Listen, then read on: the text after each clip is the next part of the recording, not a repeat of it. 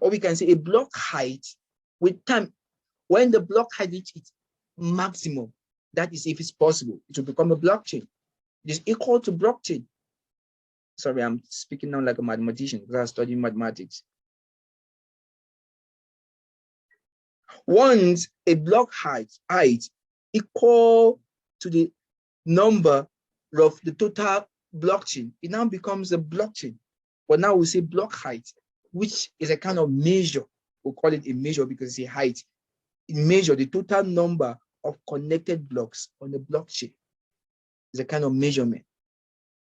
So decentralization, yeah, decentralization. That's what we call it. We see from the definition of a blockchain, we see a blockchain is a network of independent or connected blocks of a decentralized computer network. Decentralizing. You see, that is why it is this word decentralized. The function that decentralized is the reason why, like the federal government of Nigeria, because I don't know what other countries are going to be part of these classes with time. So let's pick Nigeria, for instance, that have banned crypto because they believe the Yahoo boys use this medium because it is decentralized. So Yahoo boys prefer to use it because it's decentralized. It cannot be traced. You know, its transaction is very, very private. That is why, based on the federal government, they felt banning the cryptocurrency will help them in the fight against cyber crime. Hope you're getting it. So decentralized means this financial system is not controlled by a centralized governing body, just like the CBN. When we're talking about the fiat currency, the cash, you know, that we use in our day-to-day activities is controlled by the Central Bank of Nigeria. Every transaction you do in the bank have its record on the Central Bank of Nigeria. They regulate everything, they control everything, the inflow and the outflow of money. You know, they determine how much you can withdraw in a day, you know, money laundering policy, this, that, and that, and that, and that, and etc. But in this case, you have liberty to move any amount of money, any amount of Bitcoin you have. Nobody will question you. There is no third-party involvement like the case of the central bank. You can move any amount within a minute without going through a long process, without going through the counter. There is no third party. That is what makes it decentralized. When this is centralized, we are now in our local banks, we are operating the centralized form of governance, which is controlled by the central bank. Because all of the local banks take their rules from the central bank and they have to abide by those rules. So decentralized, the principle of distributing power away from a centralized source. The principle, decentralization, is the principle of distributing power away from a centralized source. And that is what the government don't want. They want a situation whereby they can be able to regulate every transaction, you know, control everything. And that is why most of countries are calling crypto asset some a risky venture. Yeah, they feel there's nobody to regulate it, but they never believed that this is gonna exist till this time in 2015, and we can see that cryptocurrency is already the future of currency. They have no other option than to. That's why many banks, you know, so many banks abroad are already incorporating the cryptocurrency in their financial system. And I pray Nigeria do that soon, because cryptocurrency is the future. Believe me, if you are not earning in dollar, especially we Nigerians, you're not earning in dollar, you have to make sure you are earning in cryptocurrency. It's gonna help you. Little dollar, little crypto will fetch you a whole lot of money. Economy is getting bad. The naira is being depreciated. getting depreciated by the day. So decentralized, now centralized is the opposite of decentralized. Centralized is where you have a regulating body that controls the financial system, just like the CBN. So peer-to-peer, this studies is gradually narrowing down to the Nigerian system. You know why we have peer-to-peer. Now you understand better. Peer-to-peer is a direct network between two computers without a centralized third party. As you can see, Nigerians now are still part. Nigeria have been able to still buy, sell, and trade crypto because of courtesy of this peer-to-peer system. Without peer-to-peer, Nigeria will totally go black out in terms of crypto, acquiring crypto assets or trading the cryptocurrency market. It is the adventure of peer-to-peer that enable Nigerians to participate, to still participate in cryptocurrency, acquiring crypto assets or cryptocurrency or trading cryptocurrency or whatsoever. Even though we're still buying at very higher rates because local bank, because of the ban in the local bank allowing us to have direct access to crypto. Because no matter what, there is still part for your local currency fiat to get involved when buying and when selling to convert it to your own local cash. The bank or local banks have a very big role to play. So banning of cryptocurrency has made the cost go higher for Nigerians.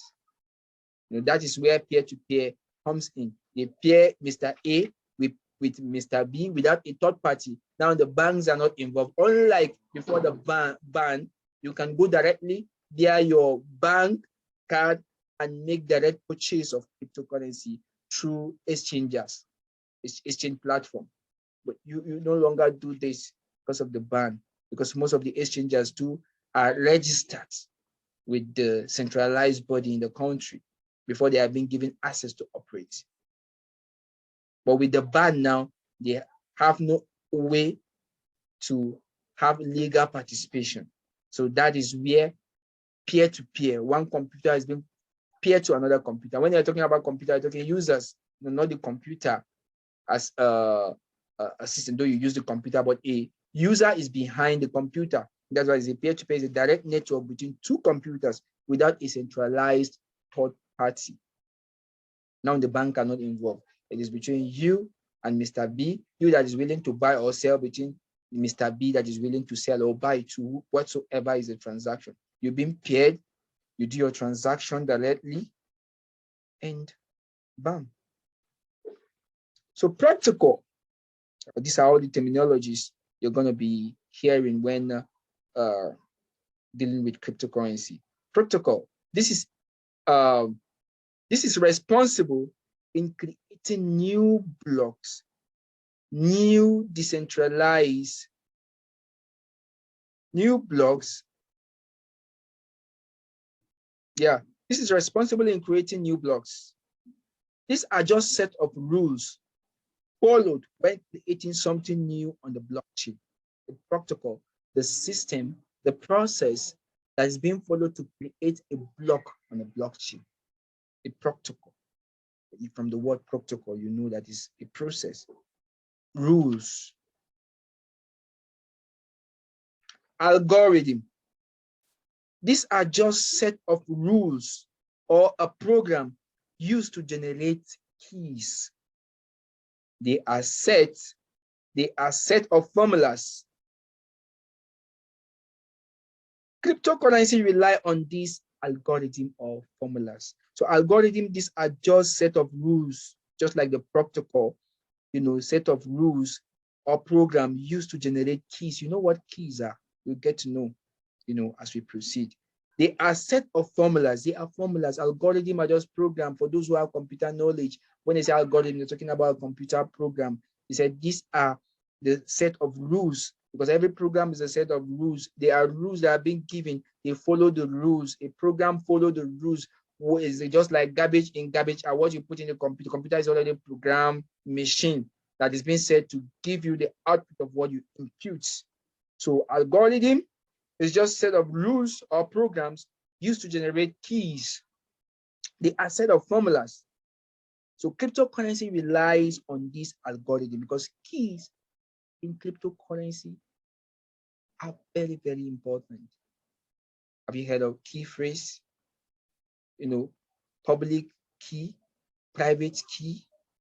You will get to hear all this and learn them. You'll get to know them. You're going to chew them. You're going to clean them, you know, as we proceed. Encryption, cryptocurrency, crypto, encryption, crypto. Do we need to define this term? Yes, we do. Yeah, because we have novice.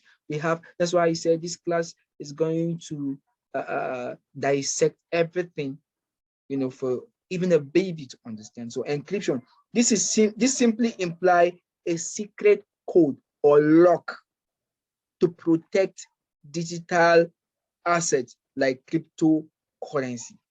So when they say encryption, you know that it is a lock, a kind of key used to lock something. Getting it?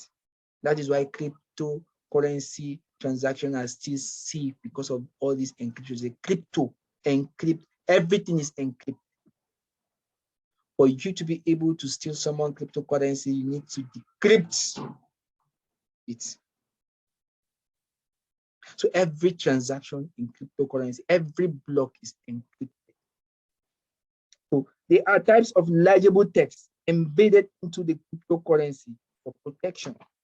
So a hash, just like the Naira sign, we use hashtag. A hash is just a string of numbers and letters for verifying a single transaction on the blockchain. A hash is used to verify, it's just a string of numbers. A hash is a string of numbers. It's a string of numbers. You see the hash, there are a string of numbers attached to it, and those are used for verifying every single transaction on the blockchain. So a hash is responsible for, it's a verification system. In terms of cryptocurrency, a hash is a verification system.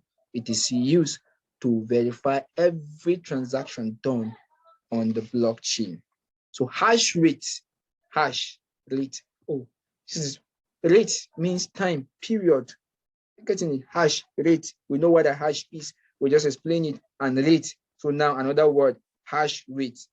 So the amount of time in which this transaction is being processed. Rate, whenever you hear rate, it means time. Hash rate. Hash is just a string of numbers and letters for verifying every single transaction on the blockchain. So hash rate is the amount of time in which this transaction is being processed.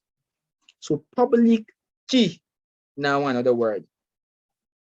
A public key is a string of numbers and letters that identify your wallet on the blockchain. Hash, public key. A hash is just a string of numbers and letters that is being used for verifying every single transaction.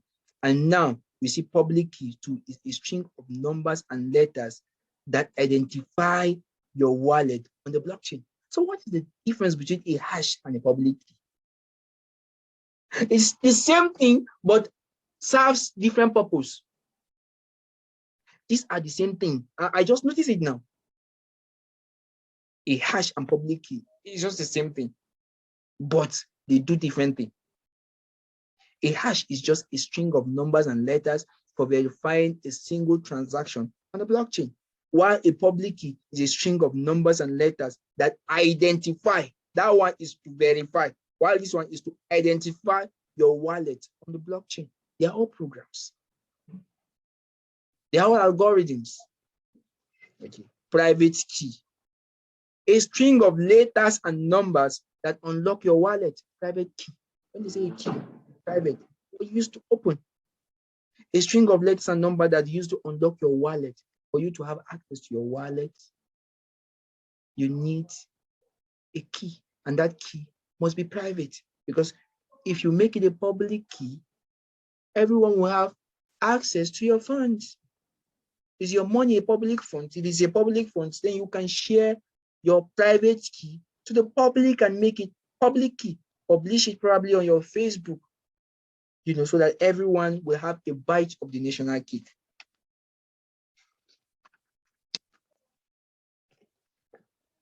So, seed phrase. Seed phrase. To me, my own personal opinion, I would say seed phrase is another key. It's another key. It's another private key. Yeah. Seed phrase. This is a 12 and 18 or 24 word phrase that only you have access to.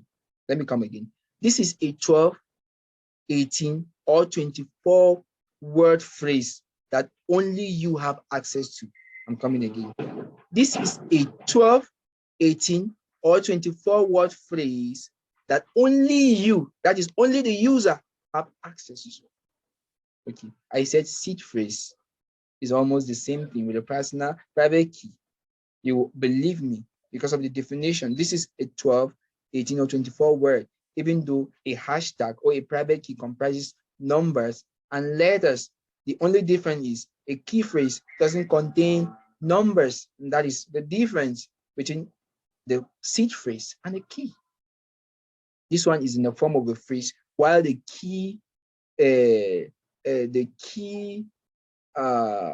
private key is a string continuously. While this one, there are words that can be pronounced, word phrase. Are you getting it? And in some cases, depending on your wallet providers, the wallet you're using, so some will have 12 seed phrase, while some 18, some 24. And that's why the definition says this is a 12, 18, or 24 word phrase that only you have access to. A seed phrase is just like a backup to your wallet. Because once you lost your key, the only way to retrieve your funds is through the seed phrase. This seed phrase should even be more private. This one should be private seed phrase.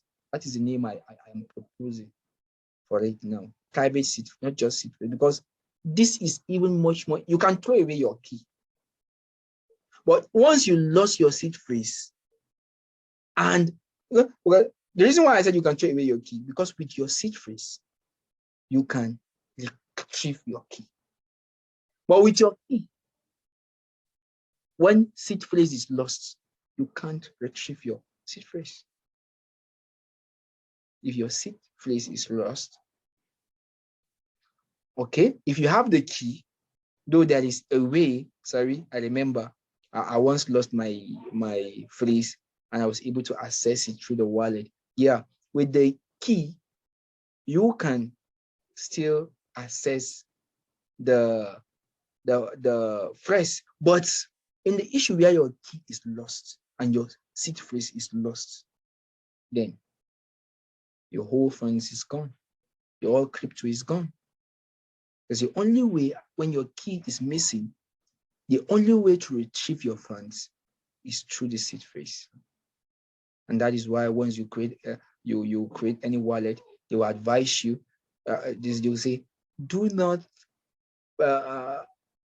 copy this and keep electronically, digitally. Because some people keep it on their email.